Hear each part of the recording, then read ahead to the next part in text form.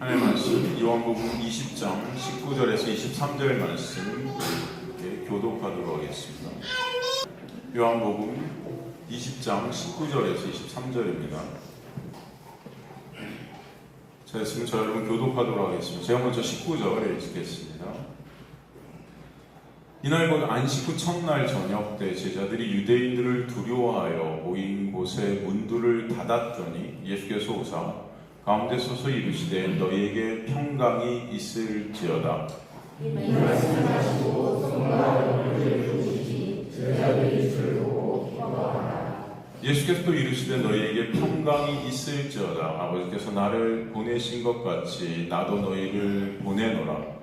이 말씀을 하시고 그들을 나가사 물을 내시며 이르시되 성령을 받아라. 함께 읽습니다. 너희가 누구의 죄든지 사하면 사해질 것이요 누구의 죄든지 그대로 두면 그대로 있으리라 하시니라. 아멘. 오늘 드디어 이제 주님께서 부활하셔서 이 제자들에게 나타나시는 그런 모습을 보여주시고 계시죠. 그럼 한번 이 본문은 오늘 19절에서 23절까지를 한번 다시 한번 깊이 한번 묵상을 해보셨으면 좋겠어요. 이게 하나님의 놀라운 구원의 역사, 나아가 또 이제 우리 안에 성령께서 오시고 또 우리를 내 인생 가운데 역사하시는 그 놀라운 은혜, 그 전체, 우리 신앙생활 전체를 사실 오늘 이 말씀 통해서 보여주시고 계신 것입니다. 사실 다 보여주시고 계세요. 처음부터 저와 여러분을 이곳으로 부르신 역사부터 해서 그 주님의 놀라운 은혜를 가르쳐 주신 그 놀라운 은혜, 그리고 우리 안에 성령께서 그것을 역사해 가시는 그 놀라운 은혜, 그리고 우리가 이 세상 속의 삶 가운데 이것들을 어떻게 또 인도해 가시는 건지 우리에게 다 보여주시죠. 우리가 저번 시간에 또 그런 말씀을 나눴어요. 우리 산상순 성경 공부 하시는 분들은 아시겠지만 주님께서 산상순을 우리에게 말씀하시면서 이 기도에 관한 말씀을 하실 때 너희가 사람들이 많이 모여있는 그런 어귀 그 큰 광장 그런 데서 기도하지 말고 어디로 가라? 골방으로 가라 되는데 그 뜻이 여러분 뭔지 저희가 말씀 나눴죠. 그 광장, 그죠? 그것은 성전 뜰이라고 그랬어요. 성전, 그 율법의 성전, 그 율법에 갇혀 있는 그들의 모습. 그래서 거기서 율법 안에 갇혀 있는 그들은 골방으로 가야 된다. 이것은 기도는 골방에서만 하나님이 들어주시는 이런 말씀이 아니라 그랬죠. 하나님은 어디나 계십니다. 그리고 특별히 여러분 안에 오시지 않습니까? 그래서 여러분과 동행하시고 계신데 여러분이 골방에 가야만 기도한다? 뭐 교회에 와야만 기도한다? 이거는 말도 안 되죠? 그게 아니고 골방은 뭐라고 그랬습니까? 헬라어 언어가 골방이 무슨 뜻이다? 그 골방이라는 것은 성전 안에 있는 집기류나 이런 여러 가지 도구들을 만드는 곳이라고 그랬죠? 그래서 약국으로 따지면 어디라고 했어요? 이게 조제실이라고 그랬죠. 그 골방은 또 나아가서 어디라고 그랬죠? 기억나세요? 지성소라고 그랬죠? 지성소. 그러니까 골방으로 여러분이 가야 된다는 것. 그것은 뭐예요? 어떤 의미가 있다? 그 골방에 가서 진설병이라든가 촛대라든가 그 지성소, 성소 안에 있는 그 기물들을 갖다 만드는 그 과정, 재료, 이 모든 것들을 다 보면 거기서 누구를 볼 수 있다는 거예요? 예수, 그죠? 다 그 예수 그리스도잖아요. 그러니까 골방 안에 여러분이 가게 되면 무엇을 알 수 있는 거다? 예수가 누구신지 보게 됩니다. 그래서 성경은 그래서 예수가 뭐라고 그래요? 골로새서에 보면 예수가 우리에게는 원래는 비밀이라는, 예수가 비밀이에요. 그러니까 말씀을 통해서 우리는 예수를 봐야 되는데 비밀이신 예수가 안 보이죠. 그렇기 때문에 여러분은 골방으로 끌고 들어가셔서 거기서 누굴 보여주세요? 예수가 누군지, 참 하나님이 누구신지. 그러니까 인간들이 그 하나님의 놀라운 은혜, 그 골방으로 들어가지 않으면은 참 하나님을 모른다는 거예요. 다 거짓 하나님. 이스라엘 백성들이 다 그러니까 하나님을 섬기고 하나님께 그렇게 열심히 하나님의 말씀을 지킨다고 하지만 하나님 뭐라고 해요? 니네가 다 우상 숭배하고 있다고 그러잖아요. 그러니까 하나님을 모른다는 거예요. 이해가 되시죠? 하나님 모르는 거예요. 그러니까 여러분이 골방으로 가야지만 거기서 누구를 안다? 그죠? 예수를 알고 참 하나님을 안다. 그것이 뭐예요? 참 하나님을 알게 되고 예수를 알게 되는 게 뭡니까? 영생이죠. 그게 참 생명이죠. 그 영생을 유일하신 참 하나님을 보내신 예수 그리스도를 어떻게 하는 거다? 아는 거다. 알게 하시기 위해서 여러분을 골방으로 들어가라 하시는 거죠. 이해가 되시죠? 오늘 이 장면이 사실은 이 골방으로 불러주신 하나님의 놀라운 은혜 안에 있는 제자들의 모습인 거예요. 이해가 되십니까? 그 연결이 되고 있는 것을 볼 수 있어요. 물론 보면은 안식 후 첫날이 그래서 나오는 겁니다. 다시 이날 곧 안식 후 첫날 부활 안식 후 첫날. 여러분 안식 후 첫날은 사실 어떤 날입니까? 8일째 날이에요. 숫자로 보면은 안식일이 7일이잖아요. 7일째. 안식 후 첫날이라는 것은 8일째. 8일이라는 것은 여러분 어떤 뜻을 내포하고 있다고 그랬죠? 생각나세요? 8일. 그죠? 묵시의 날이에요. 묵시의 날. 8일이라는 것은 여러분 묵시 속의 날입니다.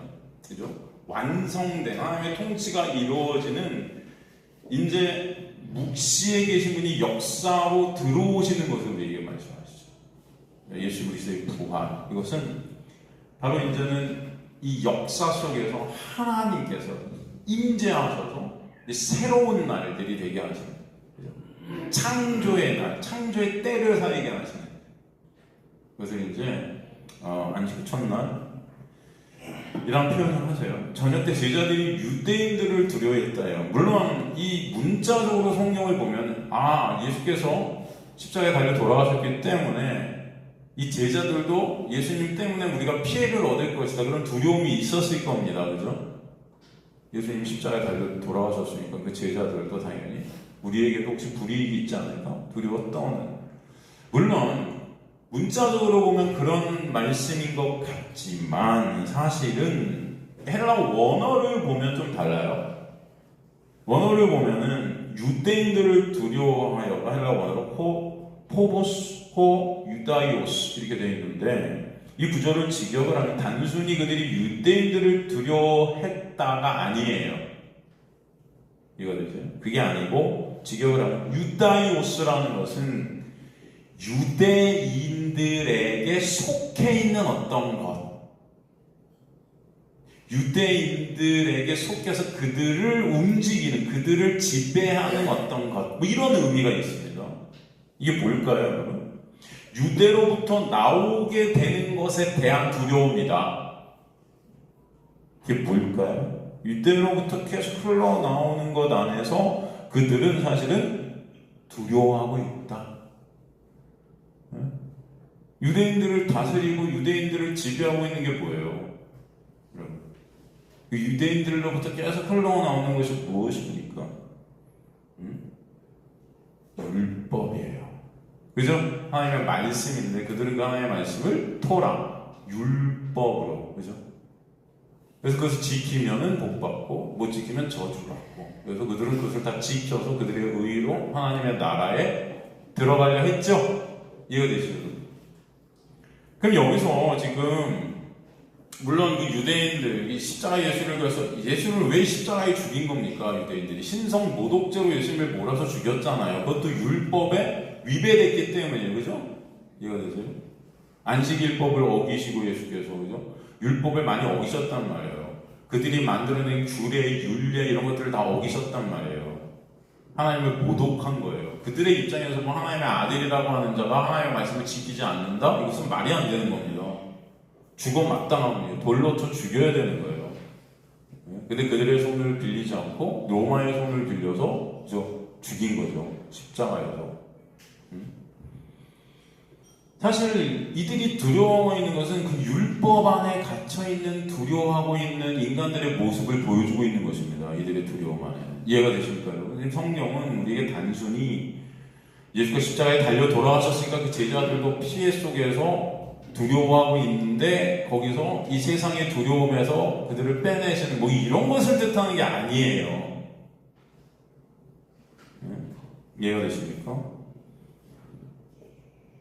그들이 왜 두려워하죠? 그러면 여기서 왜 두려워하고 있어요? 그 율법 안에 갇혀 두려워 떨고 있는 인간들의 모습이라는 것은 사실 부활하신 예수를 믿지 못함인 거죠.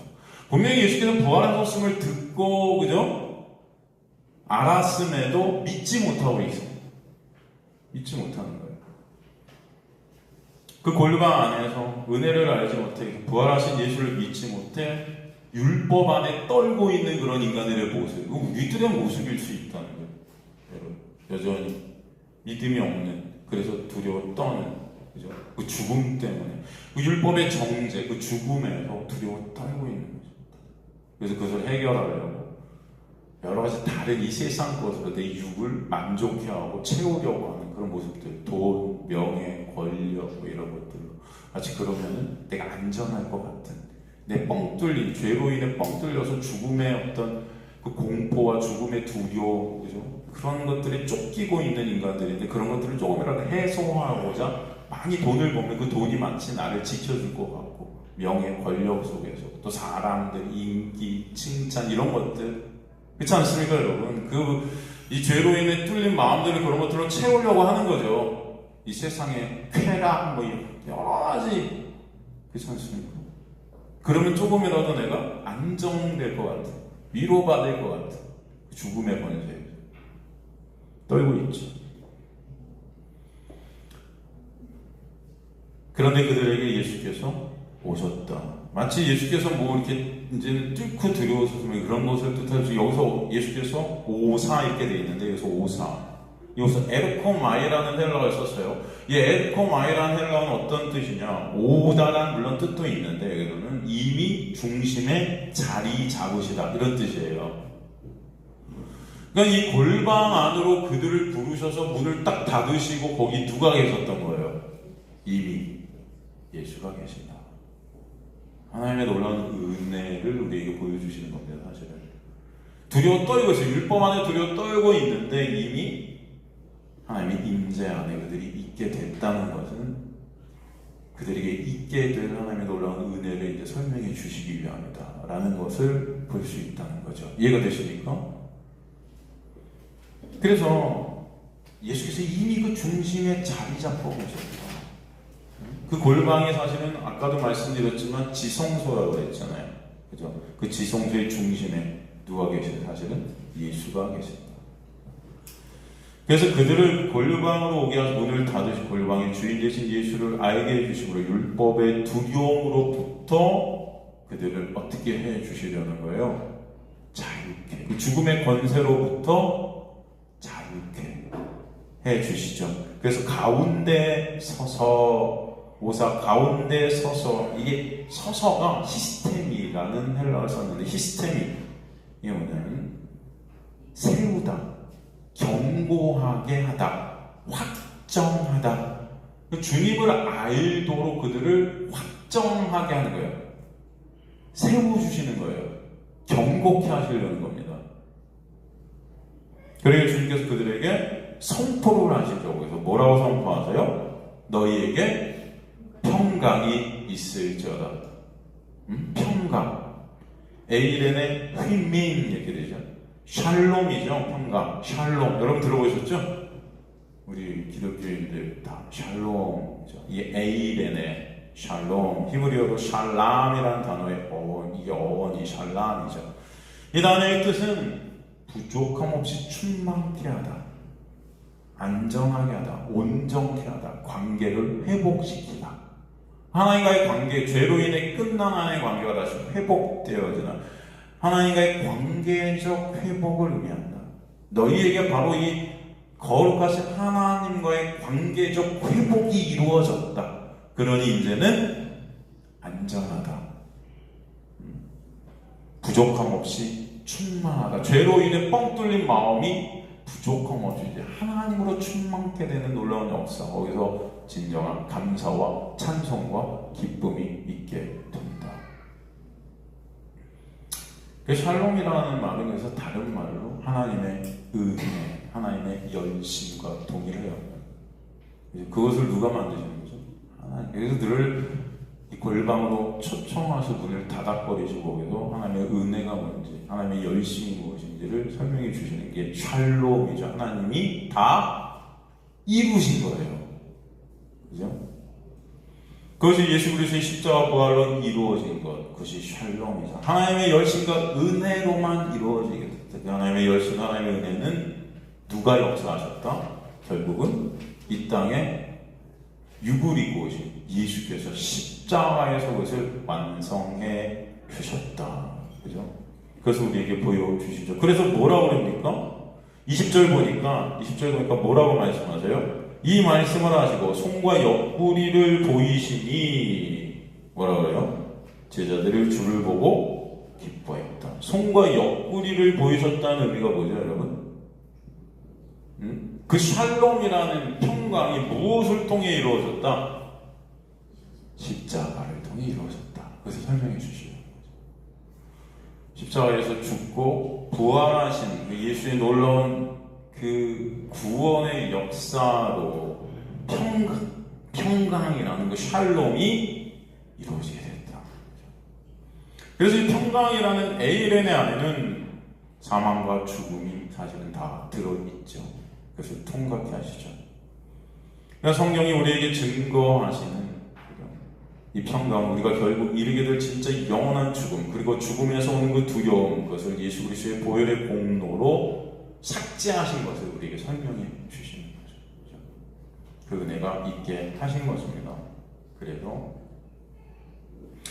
주님께서 우리에게 평강이 있을지어다 하시고 그것이 십자가를 통해 이루어졌음을 설명해 주시는 것이죠. 그죠? 그래서 주님께서는 우리에게 평강을 허락하세요. 근데 여러분이 알아야 될 것은 이 평강과 평안은 다르다. 평강과 뭐가 다르다? 평안은 다르다. 그러니까 성경이 말씀하는 평강은 세상이 말하는 평화, 평안 뭐 이런 것을 말하는 것이 아니라 세상이 말하는 평화나 평안이 아니라 주님께서 뭐라고 하냐면 내가 너에게 평안을 주는데 그것은 세상이 줄 수 있다 없다? 없다. 세상적인 거랑 다르다는 것입니다. 하나님 주시는 이 평강이라는 것은 세상이 준다는 것들은 이런 것들을 사람들이 뭘 통해 얻고 싶어해요? 이런 어떤 평안이나 평강을 세상적인 것들을 뭘 통해 얻고 싶어요? 돈, 물질, 명예, 권력. 사람들이 여러분을 따르고 막 하면 마치 뭔가 어떤 큰 단체에 들어가서 여러분 거기서 높임 받고 그런 자리에 가려고, 그죠? 돈 많이 벌면 뭔가 안정되고, 그죠? 그런 걸로 평안을 누리고 싶어 하죠. 그래서 그렇게 열심히 여러분이 돈 벌다 죽는 거예요. 다 놔두고 오늘 그렇게 그죠? 재벌 총수들 안 죽습니까? 죽을 때는 제일 억울할 것 같지 않아요? 그 많은 돈을 그렇게 벌고 어느 순간 똑같이 다 날아갑니다. 그죠? 다 헛되고 헛된 것들인데 사실은 눈이 번거죠. 인간들이 눈이 벌어서 그런 것들로 한번 인생에서 평안을 한번 찾고 싶은데 여러분 다 헛됩니다. 나중에 여러분 우리가 하루 이렇게 매 순간 살게 하시는 은혜, 매 순간 여러분을 존재케 하시는 역사, 그리고 그 제일 중요한 거는 진짜 죄 가운데 여러분을 빼내셔서 예수 그리스도 천지르신 그분이 여러분 안에서 역사하시는 그 은혜, 그것을 우리가 말씀을 통해 보고 알게 되는 은혜, 이것이 여러분 진짜 제일 중요한 것인데 사람들이 여기에 시선이 안 가요. 여기에 관심이 없어요. 다들 어디에? 돈에. 어떻게 하면 돈 많이 벌까? 그냥 말씀이 뒷전이거든요. 예수한테 관심 없죠. 다들 교회 나오는 것도 뭐예요? 예수 통해서 어떻게 하면 돈 좀 벌어버릴까? 뭐 그런 어떤 심리적, 그죠? 예배 열심히 하는 게 주식의 복이라는 것이 결국은 죄 가운데 우리를 빼내시는 놀라운 은혜의 복이 아니고 세상적인 복들. 그걸 갖다 이제 평안, 평강. 다르죠, 여러분? 하나님 주시는 평강과 평안은. 이해가 되십니까? 육적인 것이랑 다른 것입니다. 주님이 주신 진정한 평강은 죄와 사망의 그늘에서 두려움에 떨던 백성들을 은혜로 찾아오셔서 사망과 두려움을 멸망케 하시고 그것을 우리에게 구원의 역사로 다시 회복시키시는 데 거기 인간은 보탠 것이 아무것도 없어요. 그냥 두려움에 떨고만 있었어요. 눈이 멀어 다 제각길로 사망의 길로만 가고 있었죠. 근데 주님께서 그런 우리를 찾으셔서 업으시고 등에 업으시고 하나님의 나라로 들어가시는 게 올라오는데 그렇기 때문에 우리는 예수 그리스도만 찬송케 되는 은혜가 있게 하시는 것이죠. 로마서 같은 데도 보면 여러분 로마서 11장 34절 한번 가볼 거예요. 로마서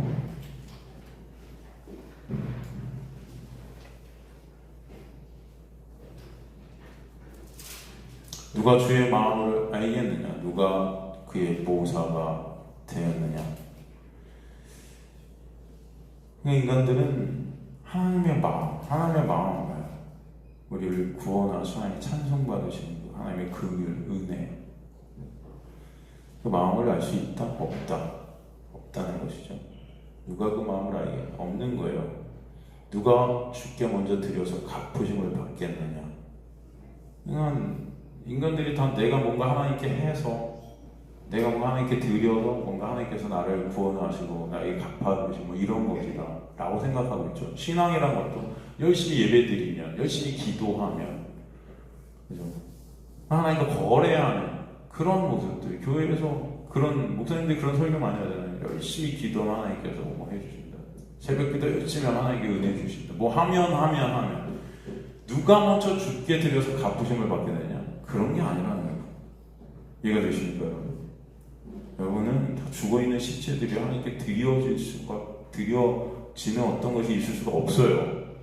그런 여러분을 찾아와서 하나님께서 생명을 불어넣으시고 구원해 주시는 은혜가 있지 않으면 우리는 끝입니다. 그죠? 그래서 누가 주께 먼저 드려요? 아니라는 것입니다. 구원은 오직 은혜라는 것이죠. 그죠? 여러분 욥기 41장 11절도 보면 뭐라고 하시는 게 있어요? 욥기 41장 11절도 보면은 누가 먼저 내게 주고 나로 하여금 갚게 하겠느냐? 온 천하에 있는 것이 다 내 것이다. 누가? 하나님 모든 것들이 하나님의 것인데 인간들이 그것을 갖다가 착각하는 거예요. 내 것이라고 착각하고 있고 하나님께 이거 드리면 하나님 이거 해주시겠지. 말도 안 되는 거죠. 이해가 되지? 그런 건 있지도 않는 거죠. 아니라는 거죠. 인간 내가 신이 되는 자들은 하나님과 나의 유익을 위해 나의 영광을 위해 하나님과 뭔가 거래하는 그런 내가 하나님이 된 거죠. 내가 우상이 된 거죠. 욥기 35장 7절도 보면은 그대가 의로운 늘 하나님께 무엇을 드리겠으며 그대 손에서 무엇을 하나님께 받으시겠는가? 없다는 거예요. 인간이 의로울 수가 있어요? 없는데 뭘 받아요? 욥기 42장 같은 경우도 보면 5절에서 6절 내가 주께 대하여 귀로 듣기만 하여서 이제 눈으로 주를 배웠네. 그러므로 내가 스스로 거두를 티끌과 제가운데서 회개하네. 뭔가 하나님께 드린다고 생각했는데 아니라는 거죠. 모든 것들이 하나님의 은혜가 아니면 안 된다는 것을 알고 어떤 것도 드릴 수 없는 그런 인간의 실존. 그렇기 때문에 36절에 이는 만물이 주에게서 나오고 주로 말미암고 주에게로 돌아가느라 그에게 영광이 세세 있을지어다. 이 36절 앞에 호티라는 그 이유가 나오는데 그러기 때문에 오직 하나님과 영광 받으셔야 함을 말씀하며 주님을 찬송하며 아멘으로 끝나는데 만물이 주에게서 나오고 파스 그 모든 것들이 주에게서 나오고 그죠? 에크라는 이 전치사를 썼어요. 이것은 근원을 나타내요. 그러니까 모든 것들이 하나님께서 근원이 되십니다. 그 모든 구원과 심판 그 창조의 역사는 다 주님의 은혜 주님께서 하시는 거예요. 그리고 주로 말미암고 디아 주님을 통해 있게 된 것이고 주께로 돌아간다. 이 말씀 우리가 다 죽어서 주님께로 간다는 그런 말씀이 아니에요. 이해가 되세요? 그런 말씀이 아니라 모모에게로 돌아간다는 말씀 헬라 에이스는 여기서 모모를 위해라고 번역합니다. 그러니까 그 모든 것들은 주께로 나왔고 주님을 통해 있게 됐고 주님을 위해 존재한다. 이런 뜻이에요. 그러니까 여러분의 존재가 주님을 위함이다. 주님의 영광을 위해 우리가 존재하는 자들이다 라고 번역해야 하는 거죠. 그래서 그에게 영광이 세세토록 있을지어다. 직역을 하면 주님의 영원한 영광을 위함이다. 뭐뭐에 있을지어다 마찬가지로 에이스 뭐뭐를 위해 즉 영원한 하나님의 영광을 위해 에이스 있다. 그냥 항상 말하지만 인간의 구원은 여러분의 영광, 여러분의 유익을 위한 구원이 아니라는 거예요. 우리의 구원은 항상 말씀드리지만 누구를 위함이다? 하나님의 영광을 위함이다. 여러분의 존재는 하나님의 영광을 위함이다. 여러분의 삶 가운데 하나님의 영광이 초점이에요. 여러분의 지으신 목적이 하나님의 영광에 있다. 그죠? 그러니까 우리에게는 있는 것이 아무것도 없어요. 다 하나님께로부터 오고 하나님으로부터 말미암고 그것을 통해서 또 하나님은 영광을 받으신다. 근데 우리가 맨날 교회에서 뭔가 하나님께 이것을 드립니다. 예배를 드립니다. 받아주세요. 뭐 이러고 있잖아요. 이게 코미디인 거죠. 그죠? 그래서 누가 더 간절히 하나님께 잘 드리나? 교회에서. 그에게 복이 있을지어다. 할렐루야. 제가 이렇게 설교를 해야 되는데. 그럼 여러분이 간절히 뭔가 이곳에서 드리고 더 예배에 집중하고 막 그러실 텐데 제가 거짓말을 못해요. 성경은 그런 말이 없습니다. 그죠? 여러분의 어떠함으로 드리는 게 아니에요. 여러분이 뭘 드릴 수 있어요? 다 하나님 건데. 그러니까 착각하고 있는 거예요. 내 걸 드린다고 생각하니까 뭔가 내가 열심히 보상받겠다는 거죠. 아무것도 없다. 우리에게서 나오는 모든 것들은 다 하나님께서 역사하신 것이고 하나님의 것이고 하나님을 통해 인도해 주시는 것이고 그렇기 때문에 영광은 오직 하나님만 받으시는 것이다. 그렇죠? 여러분이 하는 모든 행위들도 하나님의 놀라운 은혜 안에 있는 것이다. 그들이 여기서 골방으로 모이게 된 것도 하나님의 놀라운 역사다. 그렇죠? 십자가를 통해 역사하는 하나님의 놀라운 은혜. 사도행전 17장 24절 25절도 보면 우주와 그 가운데 만물을 지으신 하나님께서 천지의 주제지 손으로 지긴 전에 계신다 계시지 아니한다 계시지 않는데요. 그런데도 우리는 교회를 보고 무슨 성전이래요. 옛날에 무슨 우명 성전. 제가 그러는 거예요.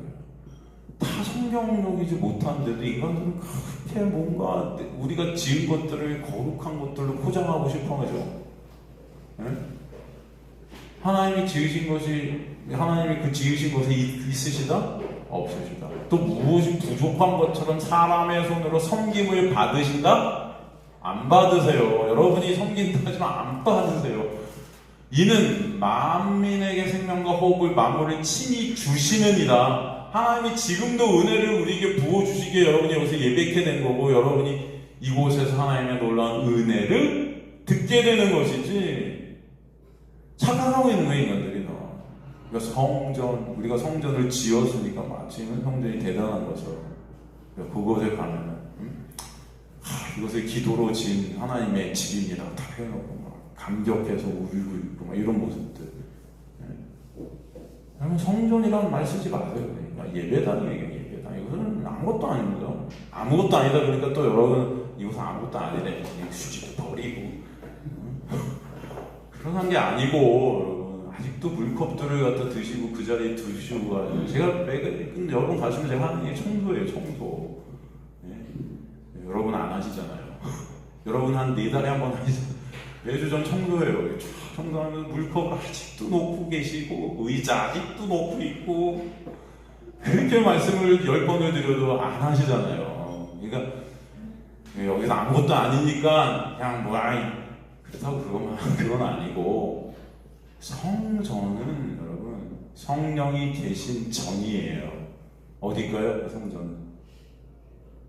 예? 어디에요? 여러분이 성전이 되게 하시는 거예요. 예수 때문에. 여러분이 교회예요. 한 사람 한 사람. 그것을 잊지 마세요. 이것은 그런 여러분이 모여서 하나님의 말씀 그 은혜를 알게 되고 천국 백성 주님을 찬송케 되는 그런 곡이지 무슨 성전? 우상이죠, 우상. 그 성전이라니까 거기 가면 마치 하나님, 그 교회만 가면 굉장히 거룩한 척하고 인간들을 교회 안에서는 욕도 안 하고 나오면 욕하고. 왜?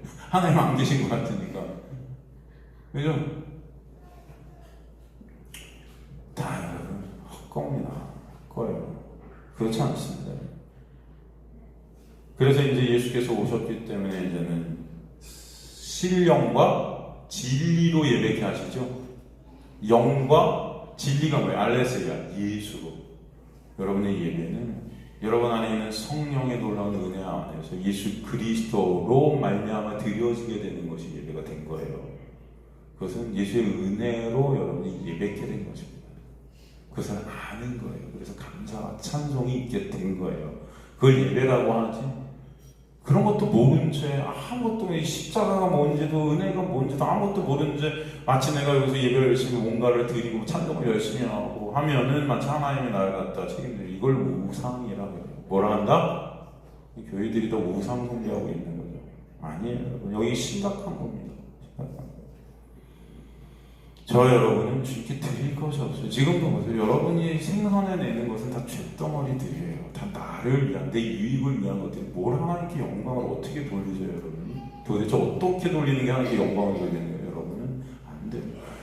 여러분이 진짜 영광을 돌리는 것은 진짜 그 은혜가 마음속 깊이 깨달아져서 주님 정말 예수의 은혜가 아니면 안 되는 우리 실존이 알게 되어서 주님께 감사하게 되고 찬송하게 되는 역사. 진짜 예수만 같이 되는 건데 뭘 예수만 같이 해요? 돈이 같이지. 솔직히 여러분 하는 거 보면 말은 예수하고 되게 지식적으로 아는 것 같아요. 여러분 신앙은 지식이 아닙니다. 제가 여기서 헬라어 쓰고만 해갖고 제가 하지만 우리 목사님은 되게 여러분 신앙은 지식이 아니에요. 제가 이런 것들을 말씀드리는 것은 좀 깨달으시라고 말씀드리는 것 뿐이에요. 도구일 뿐이지. 언어는 도구일 뿐이지 지식이 아니에요. 이것을 통해서 여러분이 깨닫기를 원하는 거예요. 진짜 예수 그리스도만 왜 구원의 본체 되시, 왜 은혜의 본체 되시지 좀 깨달으시라고, 좀 아는 저와 여러분이 되자고 말씀드리는 거지. 이런 걸 난 쟤네들 모르는 건 아니까 뭐 이런 게 아닙니다. 그게 의의예요. 나는 알고 있어. 뭘 알아요? 제가 보면 뭘 합니까 우리가 도대체? 이 제자들도 오늘 주님께서 평강을 딱 말씀하시니까 되게 기뻐해요. 처음에 기뻐하죠? 우리가 평강이 있대 이제. 근데 주님께서 그 또 본문을 보면 다시 또 평강을 말씀. 한번 가볼까요? 다시 요한복음 돌아와서 보면 20장 19절인가요? 보면은 이 말씀을 하셔서 손과 옆구리를 보이신 제자들이 주를 보고 기뻐했다. 그래서 주를 보고 기뻐한 것은 주님께서 다시 살아나셔서 이제 다시 그 주님이 다시 주님이 뭘 하실 것 같으니까 왜 기쁠까요 이 사람들이? 왜 기쁠까요 여러분? 왜 여기서 기뻐하더라? 이 기쁨은 어떤 기쁨인 거예요? 예수님이 십자가에 달리기 전에 뭐 하셨어요? 뭐 기적이 일으키시고 그 예수님 따라 우쭈쭈쭈 했겠죠. 저분이 우리 스승이야. 야 저분이 이제 다윗 왕국을 다시 회복시킬 거야. 그럴 때 우리 좌의정 영의정 할 거야 우리 다. 높은 이지. 그것 때문에 집도 버리고 따라다니는 거 아닙니까? 예수님 십자가에 달려 죽으니까 돌아가시니까 다들 고기 잡고 있잖아요. 저 복음 전하는 게 아니고 예수 전하는 게 다 고기 잡고 있고 다 도망가고 있고 막 다 그렇지 않습니까? 뿔뿔이 흩어지고 근데 뭐예요? 다시 그런데 예수님이 살아나고 착 역과 송군의 역을 봐. 내가 그 십자가에 달린 예수야 하니까 다 기뻐해요. 왜 기뻐해요? 야 이제 살았다. 다시 이제 우리가 다윗 왕국을 예수께서 회복시켜 주시고 우리는 다시 또 우쭈쭈 할 거야. 그런 기대가. 이들의 기쁨이라는 것은 허상입니다. 잘못된 기쁨이죠. 나의 육을 위한 기쁨이에요. 그래서 예수께서 또 이르시는 거예요. 너희에게 평강이 있을지어다. 너희 기쁨은 가짜야. 진짜 평강이 뭔지를 좀 알렴 그러시는 거예요 사실은. 그래서 또 이르시되 너희에게 평강이 있을지어다. 그 평강은 다른 것이라는 거죠. 그 기쁨은 다른 것이라는 거예요. 그러시면서 뭐라고 그러세요? 아버지께서 나를 보내신 것 같이 나도 너희를 보낸다. 그죠? 그 평강이 이제 뭔지 알게 하시기 위해서 아버지께서 나를 보내신 것 같이 나도 너희를 보낸다 하세요. 그 말씀 어떤 말씀일까요? 왜 이런 말씀을 하죠? 제자들만 기뻐했는데 다시 평강이 있을 거예요. 근데 그러니까 그것은 잘못된 기쁨인데, 그럼 진짜 평강이 뭔지를 깨닫게 하시기 위해서 주님께서는 아버지가 나를 보내신 것 같이 내가 너희를 보낸다 하시는 거예요. 이해되십니까? 주님께서 우리에게 주시는 평강은 이들이 맛보는 세상적인 평강, 이들이 맛보는 세상적인 기쁨 이런 것이 아니다. 육적인 기쁨, 육적인 평강. 다시 한번 얘기해 주시죠. 여러분 질문할 수도 있을 거예요. 예레미야 같은 데 보면은 여러분 거짓 선지자들이 뭘 외치고 있어요? 평강을 외치고 있어요. 그죠? 예레미야 6장 12절에 14절 같은 데 보면 내가 그 땅 주민에게 내 손을 펼 것이니 그들이 집과 밭 아내가 타인의 소유로 이전대로 여호와의 말씀이니라. 이는 그들이 가장 작은 애로 등에서 다 탐욕을 부리며 선지로부터 제자들은 다 거짓을 행함이라. 그들이 내 백성의 상처를 가볍게 여기면서 말하기를 평강하다 하나. 평강이 있다 없다? 평강할까요? 근데 평강이 있어요. 거짓 선지자들은 여러분 평강이라는 것을 선포한다. 그러면 예수님의 평강과 이들이 외치는 평강은 뭐가 다를까요? 뭐가 다를까요? 예레미야 14장 13절 14절도 보면은 이에 내가 말하되 슬프도소이다 주 여호와여 보시옵소서 선지자들이 그들에게 이르기를 너희가 칼을 보지 아니하니 기근을 너희에게 이르지 아니할 것이고 내가 이곳에서 너희에게 확실한 평강을 주리라 하나이다. 여호와께서 내게 이르시되 선지자들이 내 이름으로 거짓 예언을 하도다. 나는 그들에게 보내지 아니하였고 그들에게 명령하는 이르지 아니하였거늘 그들이 거짓 계시와 점술과 헛된 것과 자기 자기 마음의 거짓으로 너희에게 예언한다. 점술도 나오고요, 여러분. 계시, 거짓 계시 이런 걸로 평강하다 직통 계시하는 사람들 여러분 다 뭐라고 해요? 잘 될 거야, 성공할 거야, 평강할 거야. 직통 계시. 이 사람들이 거기 가고 예언 받으려고 줄 서 있죠, 막. 그런 무슨 집회, 계시 집회, 예언 집회 아직도 막 하고 있잖아요. 아니라는 것입니다. 그러니까 예레미야서 29장 3절도 한번 볼까요? 예레미야 29장 3절. 유다왕 시드기야가 바벨론을 보대요. 바벨론의 왕 느부갓네살. 한번 여기 보면은 쭉 넘어가서 만군의 여호와 또 5절 보면 너희는 집을 짓고 거기에 살며 그 다음에 또 넘어가서 다시 보세요. 만군의 여호와 이스라엘 하나님께서 이러하시마 너희 중에 있는 선지자에게서와 점쟁이에게 미혹되지 말고 너희가 꿈도 고지 듣고 믿지 말라. 사람들이 교회 꿈 얘기하죠. 하나님께서 꿈을 통해 믿으래요, 믿지 말래요? 믿지 말래요. 근데 아직도 꿈 얘기하는 사람들이 있더라고요. 만나면 이 꿈을 꾸게 하셨대. 선지자들 점쟁이에게 미혹. 예수를 이렇게 막 예언을 하는 건 점쟁이들 같죠. 다 요즘 목사들이 점쟁이 같아요. 저는 가만히 보면 마치 자신들이 하나님의 직통 계시를 바라고. 그죠? 하지 말래요, 여러분. 말래요. 여기서 보면 선지자들의 꿈, 예언 이런 거 하지 마. 거짓 선지자 예레미야 둘 다 평강을 말해요, 사실은 여기서. 그런데 차이가 뭐예요? 이 둘의 차이는 뭡니까? 영적인 것과 육적인 것의 차이죠. 공의가 있고 공의가 없고의 차이죠. 거룩이 있고 거룩이 없고의 차이죠. 이것은 하나님의 구원 안에 있고 구원 밖에 있고의 차이고 은혜 안에 있고 은혜 밖에 있고의 차이죠. 공의가 있고 없고의 차이. 여러분, 죄와 하나님의 거룩은 공존할 수 없죠. 공존하기 위해서는 인간의 그 죄가 결국 죽음이라는 것을 대가로 치러야 돼요. 그죠? 그것이 있고 없고의 차이인 거예요. 이해가 되십니까? 세상이 주는 평강이라는 것은 공의가 빠져 있어요. 죄에 대한 부분이 다 빠져 있죠. 죄에 대한 죽음이라는 심판이라는 것들이 다 빠져 있죠. 그저 나의 육을 위한 어떠함이죠. 나의 육을 위한. 돈 많이 벌게 해주시면 하나님의 축복인 줄 알아요. 교회가 크면 하나님의 축복인 줄 알아요. 사람들이 많이 모이면 하나님의 축복인 줄 알아요. 여러분이 잘 되면 여러분의 소원이 이루어지면 하나님의 축복인 줄 알아요. 이것이 평안인 줄 알아요. 이것이 마치 그죠? 하나님이 나한테 내린 복인 줄 알아요. 착각하는 거죠, 인간들이. 그런 것이 아니에요.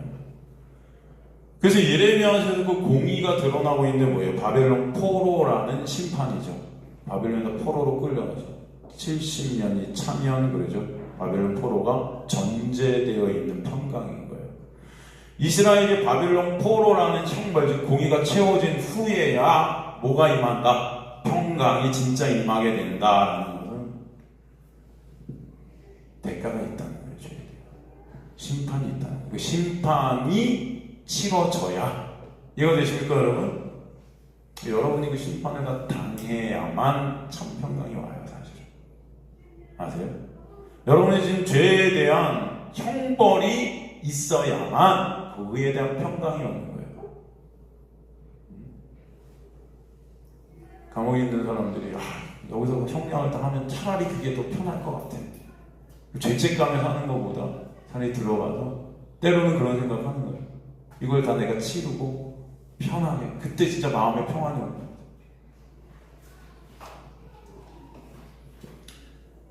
그 공의가 채워지지 않는 상태에서 너희가 아무리 열심히 해본들 거기에 평안이 있다 없다 없다. 그죠? 그 평안은 거짓 선지자 중에 잘못된 육적인 것들. 그렇기 때문에 그 심판과 공의가 채워지게 하시는 거예요. 그걸 십자가로 주님은 채우신 것입니다. 이해가 되세요? 그래서 여러분, 진정한 평강은 그 십자가를 통해서만 있게 된다는 것을 예레미야 성경에서 우리에게 보여주시는 것입니다. 그렇죠? 그 공의가 채워진 평강을 하나님께서 예수 그리스도의 십자가 안에서 충족시키시고 완료된 상태에서 우리에게 주시는 것이 평강이다. 주님께서 그 평강을 주시기 위해 이 땅에 오셔서 죽으시고 부활하셨다는 것을 보여주시죠. 그래서 미가서에 보면 바로 그 평강이 누구다? 예수다라고 말씀하시는 거예요. 그 샬롬이 누구다? 예수다. 그 예수 그리스도의 놀라운 은혜가 아니면은 우리는 진정한 평강을 맛볼 수가 없다. 그래서 이 19장에 보면 샬롬 평강을 가장 잘 보여준 단어가 내가 다 이루었다라는 테텔레스타이에요. 이것이 평강이에요. 주님께서 십자가에서 그것을 다 이루셨기 때문에 그죠? 우리에게 평강을 주십니다. 그리고 이제는 주님께서 그 제자들에게 그 평강이 진짜 무엇인지를 깨닫게 하시기 위해서 아버지가 나를 보내신 것 같이 너희를 보낸다 하잖아요. 이해되십니까? 그 무슨 말일까요? 예수께서 이 땅에 오셔서 여러분 무엇을 하신 거예요? 십자가로 가신 것이죠. 그 십자가는 어떤 자리입니까, 여러분? 네? 내가 완전히 부인되어지는 자리예요. 그죠? 예수가 거기서 저주받으시죠. 모든 사람들이 예수를 갖다 부인하죠. 그죠? 다 외면하죠. 예수님은 이 세상 온 천지를 주신 하나님이신데도 부인당하죠. 처절하게 부인당하시죠. 이 땅에 오셔서 오직 하나님의 영광만을 드러내시고자 자신의 영광을 갖다가 뜻하세요? 도모하세요? 자신의 영광을 위해 한 번이라도 사세요? 모든 것들을 다 하나님의 영광을 위해서 하셨죠, 여러분. 그래서 본인은 비워지시죠, 점점. 급기야는 십자가에서 완전히 삭제되시죠. 그죠? 그게 바로 이 땅에 아버지가 예수 그리스도를 보내셔서 십자가를 통해 이루신 하나님의 영광의 회복이에요. 이해가 되세요? 그렇다면 예수께서 지금 말씀하신 뜻이 무엇인지 이해가 되십니까? 아버지께서 나를 보내신 것 같이 내가 너희를 이제 보낸다는 것은 우리가 세상의 삶 가운데 이런 비워지는 자리, 내가 부인되어지는 자리로 하나님은 끌고 가셔서 거기서 진짜 평강이 뭔지를 알게 하시겠다는 거예요. 그러니까 여러분이 원하는 것들이 다 이루어지면 거기서 평강이 올 것 같지만 그런 게 아니라는 거예요. 진짜 내가 원하는 그 나라는 육이 삭제되고 비워지는 자리에서만 참 평강이 뭔지를 아는 자들이 되게 하시겠다는 거예요.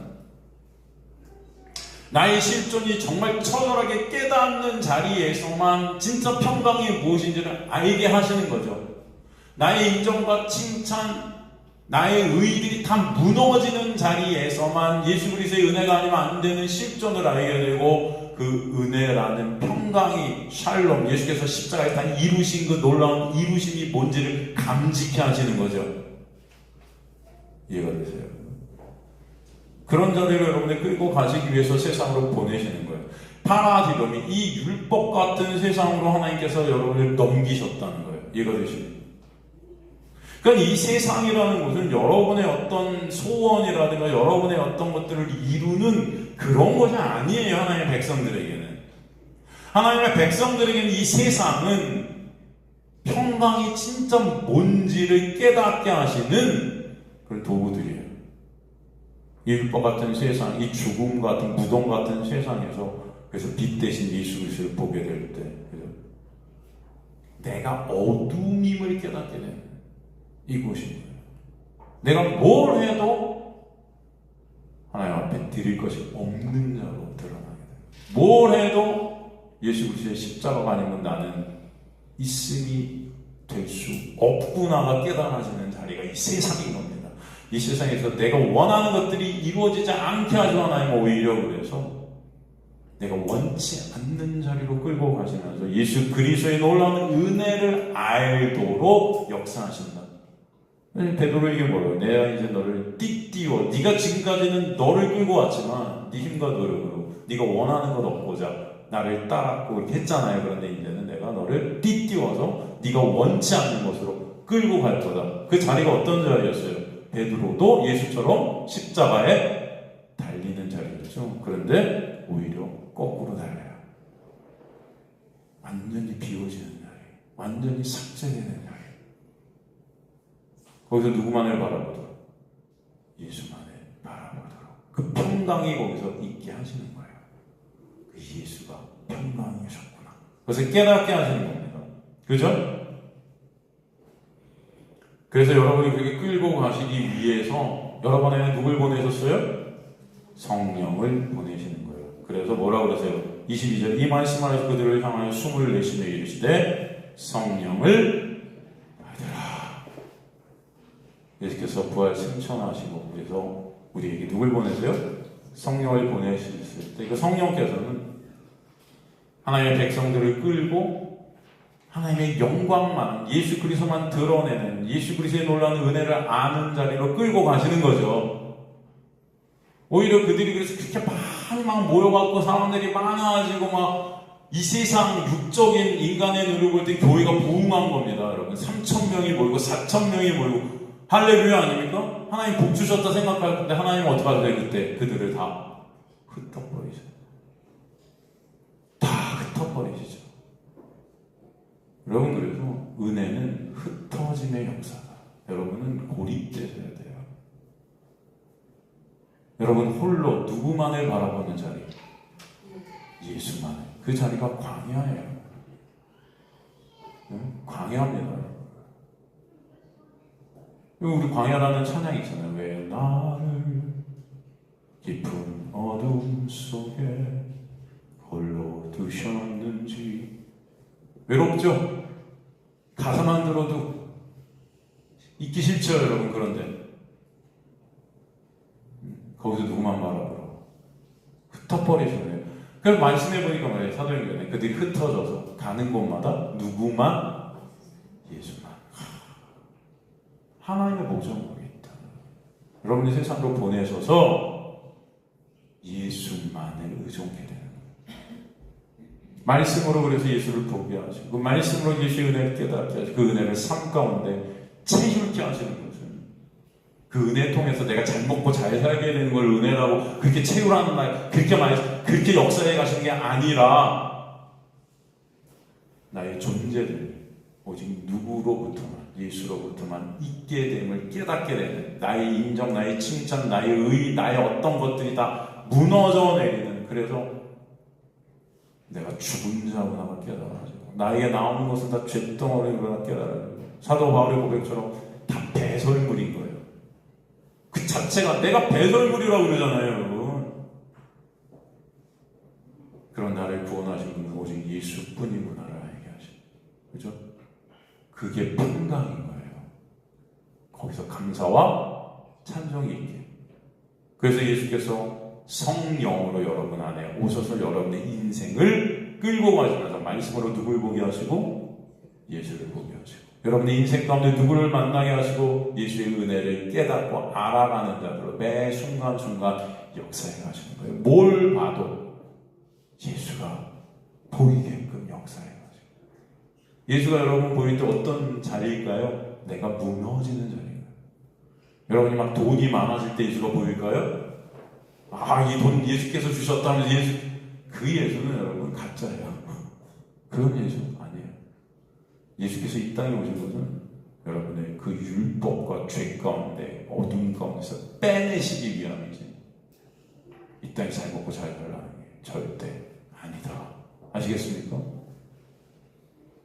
그래서 여러분은 그 예수와 동행하는 가운데 이제는 죽음을 두려워하는 자들이 아니라 그 예수 가운데 진정 평강과 샬롬이 먼저 깨달아 이제 죽음을 두려워하는 자, 죽음 너머에 하나님의 은혜, 영광을 바라보는 자들로 만드시는 거예요. 네? 그런 자들이 저와 여러분이신 걸 잊지 마세요. 그래서 오늘 이 골방입니다. 이곳을 부르셔서 예수를 보게 하시고 알게 하시는 거죠. 그 성령께서 오셔서 그것을 역사해 가시죠, 여러분. 그 성령의 역사를 갖다 구약에서 그래서 다 말씀해 주시잖아요. 마른 뼈가 살아나잖아요. 거기에 생기가 들어가죠. 마른 뼈가 살아나. 그런 역사들을 계속해서 구약에서 보여주셨다. 오늘 예수가 이 중심에 오셔서 그들에게 성령을 부르는 이제 앞으로 사도행전에서 그들에게 성령이 오실 것들을 다시 보여주시는 거예요. 그래서 이제 이들이 역사케 성령께서 끌고 역사케 하신다. 그것이 바로 신앙생활이 되게 하시는 거예요. 예수님의 은혜가 아니면 안 되는 나. 그럴 때 23절에 보면 너희가 누구의 죄든지 사하면 사해질 것이고 누구의 죄든지 그대로 두면 그대로 있으리. 이게 무슨 말씀이에요, 여러분? 우리 안에 이제 성령이 오시면은 내가 하나님이 되는 거예요? 그리고 내가 막 죄도 막 용서하고 막 사해주면 막 다 죄가 사해지고 갑절의 능력을 받아갖고 하나님처럼 돼갖고 뭐 이런 겁니까, 여러분? 이런 말씀일까요? 이게 어떤 말씀입니까? 23절. 보통 23절 말씀 때문에 여러분 카톨릭에서 뭐가 있어요? 고해성사가 생긴 거예요. 거기 누가 죄를 사해줘요? 신부가 쥐뿔. 신부가 뭔데 죄를 사해요? 여러분 그런 거 보면 이상하지 않으세요? 이게 우상이에요, 우상. 카톨릭이 잘못된 거죠. 신부가 뭔데 죄를 사해요? 그러면 신부가 죄를 이렇게 사해주면 사해진 거예요, 그게? 난 인간들이 정말 바보 같다고 생각해요. 그러면 신부가 딱 사해줘서 난 죄가 사해졌어. 거기서 평안을 느껴요? 이게 거짓 선지자들이 하는 행태들이죠. 평안해. 이제 내가 너 죄를 사해줄게. 이런 것 때문에 기독교 안에서도 마치 자기가 하나님이 된다냐 무슨 내가 너의 죄를 이런 목사들이 이런 짓거리들을 하잖아요. 안수하는 마치 무슨 능력을 하니까 나를 통해 너에게 부어주시는 거지. 안수가 뭔지도 몰라요. 안수가 뭔지. 안수는 예수 그리스도에게만 있는 거예요. 여러분 제가 여러분에게 손 들면 무보. 역사가 일어나는 거 좋아요? 정말. 여기 보면 너희가 누구의 죄를 사하면 사하되 누구의 죄든지 그대로 두면 그대로 있으리라라는 거. 이게 무슨 말씀입니까, 여러분? 그런 말씀이 아닌 거죠, 이거. 구약에도 여러분 어떤 말씀이 나오죠? 구약에도 구약에도 보면 여러분 창세기 12장 3절인가요? 보면은 창세기 12장 3절 가볼까요? 뭐라고 했죠? 누가 한번 찾아서 읽어보세요.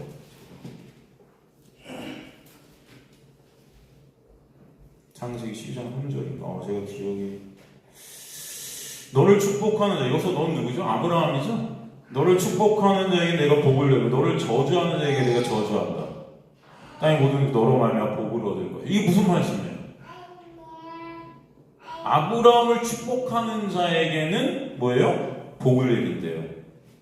그 아브라함을 저주하는 자에게 내가 저주한다. 이 같은 말씀이에요. 너희가 누구의 죄든지 사하면 사해질 것이다라는 것은 이 제자들의 어떤 권한이 있다는 게 아니에요. 아브라함을 축복하면 복을 받는 건 아브라함이 무슨 뭐 대단한 것이 이게 아니에요. 그죠? 아브라함이 어떻게 구원받았죠?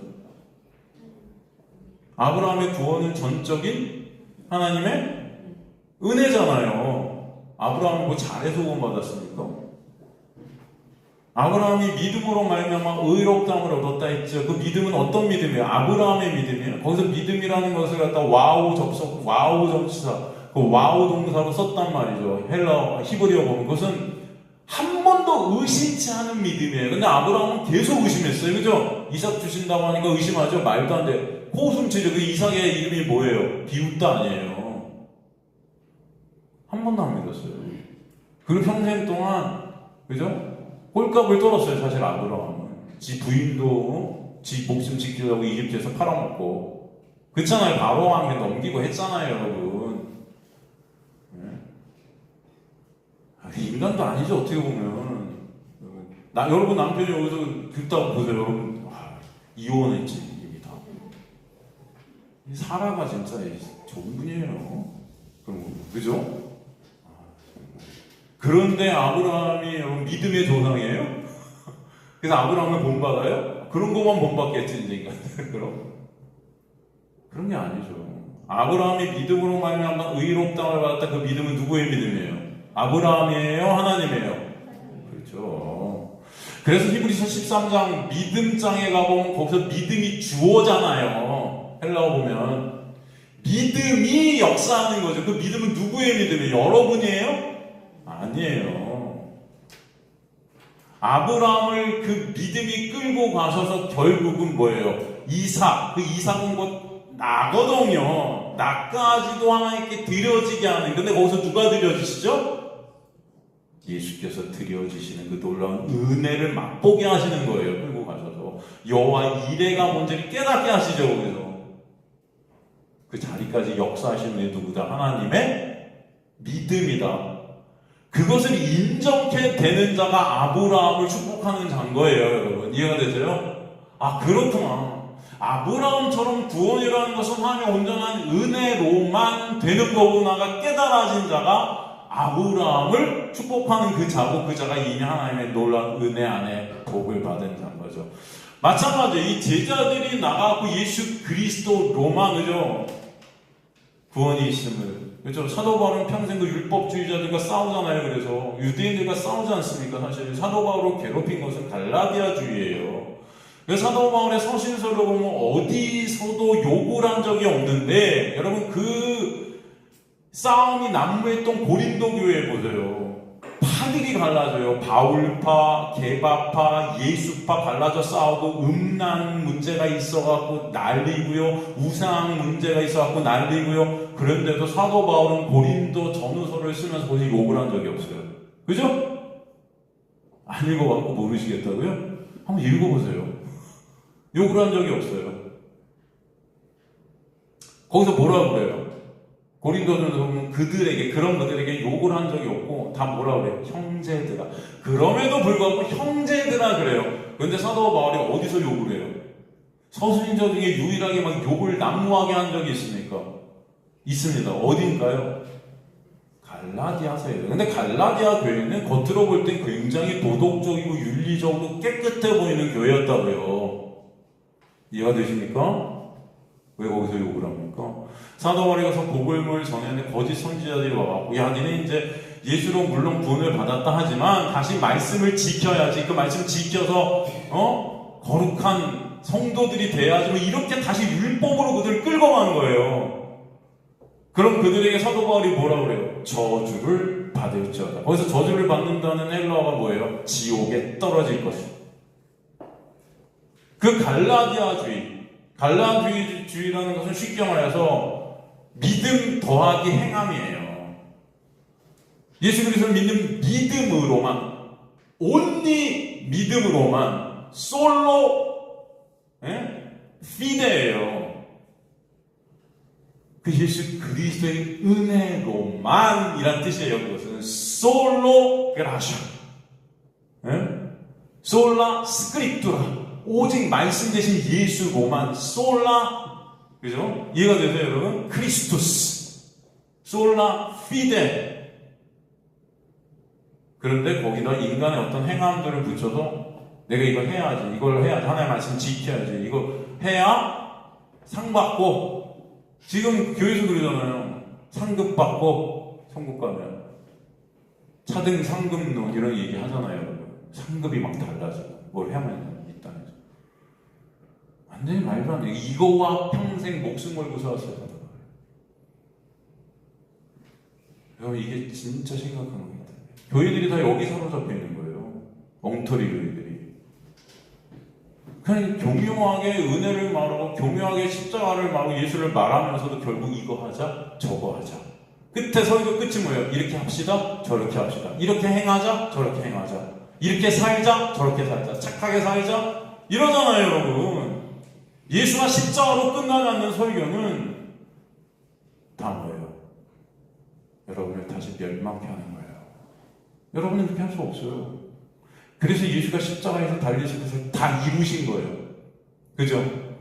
이제 여러분 안에는 성령께서는 그 사실을 여러분의 인생 가운데 체육케 하세요. 왜 예수가 아니면 안 되는지. 그래서 여러분의 의의를 무너뜨려가지고 여러분의 행함, 그렇다고 여러분 막 살아라 이런데 막 살지도 못해요. 여러분 안에 성령이 오시면 여러분이 원하는 대로 끌고 가지 않으세요. 그러니까 막 산다는 그 자체도 뭐예요? 내가 주인 되겠다는 거잖아요. 많은 사람들이 저한테 그래요. 목사님 그럼 막 살아도 되겠네요? 여전히 내가 주인이네요? 이런 뜻이에요. 이거는 은혜가 뭔지도 모르고 짓거리는 거예요. 그런 말은.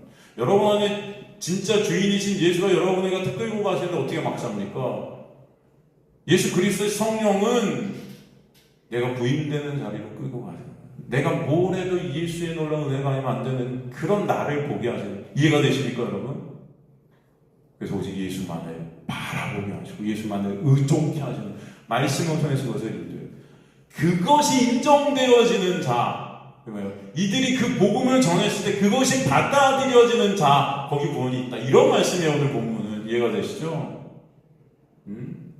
너희가 누구에게 이제 사면 사해질 것이라는 것은 그들이 사해서 아니고 그들 안에 있는 누가 예수가 성령이 역사하시는 거예요. 그럴 때 사함이 있고 저주가 있는 것이죠. 이해가 되십니까? 이 말씀이 무슨 말씀이지?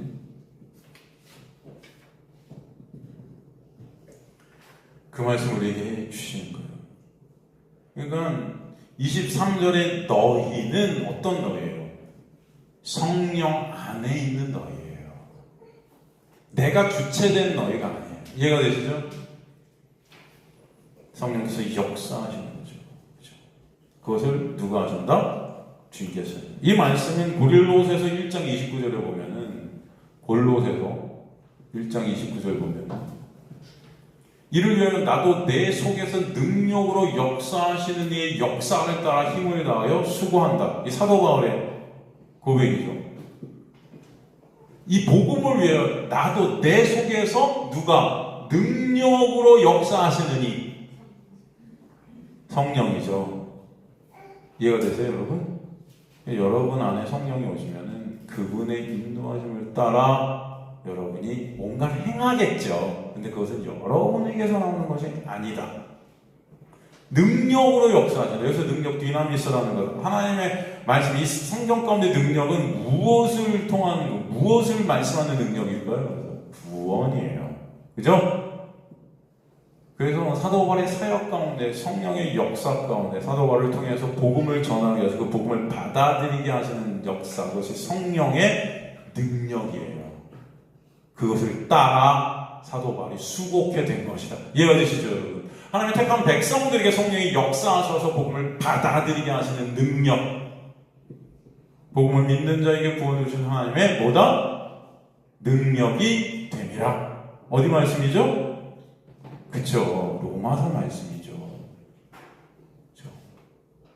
여러분, 그래서 오늘 본문을 통해서 우리를 이곳으로 부르시고 복음을 듣게 하시고 그 복음을 깨닫게 하시고 성령이 우리 안에 오셔서 그 복음을 살게 하시고 그 복음을 통해서 예수 그리스도의 은혜가 뭔지를 깨닫게 하시고 그것을 또 증거케 하시고 나누게 하시고 그것을 또 하나님의 택한 백성들이 듣고 들음은 뭐에서 난다? 믿음은 뭐에서 난다? 들음에서 나고 들음은 뭐다? 그리스도의 말씀이다. 말씀인데 기한 말씀이 아니고 말씀 전체가 다 그리스도의 말씀. 율법의 말씀은 껍데기가 아니라 그리스도의 말씀으로 인함이 됨을 깨닫게 하신다. 이해가 되시죠? 그런 자들이 하나님의 택한 백성들임을 알게 하십니다. 그래서 오늘도 이곳을 부르신 줄 믿습니다. 여러분의 힘과 노력으로 온 게 아니에요. 여하튼 하나님의 부르심이 있는 거예요. 그래서 이 말씀을 또 듣게 하시는 것입니다. 정확하게 말씀을 보게 하시는 거예요. 누구로? 예수로 보게 하십니다. 인간의 어떠함도 구원을 이룰 수가 없다. 오직 예수께서 십자가에서 흘리신 그 보혈의 공로만으로 그것을 바라보게 하시는 거예요. 그것이 오늘도 여러분에게 흐르고 있음을 잊지 마시길 주님으로 간절히 축원합니다.